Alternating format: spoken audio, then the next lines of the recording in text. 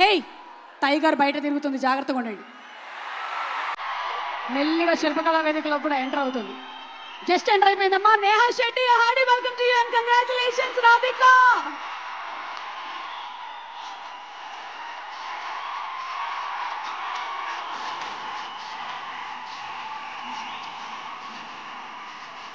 రాధిక 1.0. ఇంకా ఎంతమంది రాధికలు బయటపడనున్నారో.